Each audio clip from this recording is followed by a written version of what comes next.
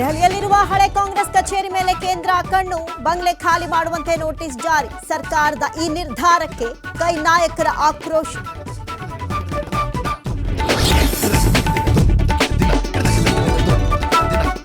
ವಿಧಾನಸಭೆಯಲ್ಲಿ CM ಕಾಲೆಳೆದ R Ashok. ಮುಂದಿನ budget ನೀವೇ ಮಂಡಿಸ್ತೀರಾ ಅಂತ ಪ್ರಶ್ನೆ. ಹೈಕಮಾಂಡ್ ಒಪ್ಪಿದ್ರೆ ನಾನೇ ಮಂಡಿಸ್ತೀನಿ ಅಂತ ಸಿದ್ದರಾಮಯ್ಯ ಕೌಂಟರ್.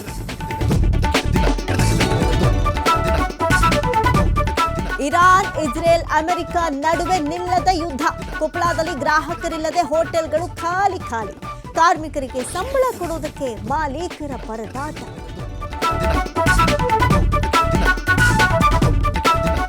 ಬೆಂಗಳೂರಿನಲ್ಲಿ ರಿಕ್ಕಿ ರೈನಿಂದ ಕಾರು ಡ್ರಿಫ್ಟಿಂಗ್ ಪ್ರಕರಣ. ಸಿಸಿ ಕ್ಯಾಮೆರಾದಲ್ಲಿ ದೃಶ್ಯ ಸೆರೆ. 2 ಕಡೆ ಕಾರ್ ಡ್ರಿಫ್ಟಿಂಗ್ ಮಾಡಿರೋ ರಿಕ್ಕಿ ರೈ.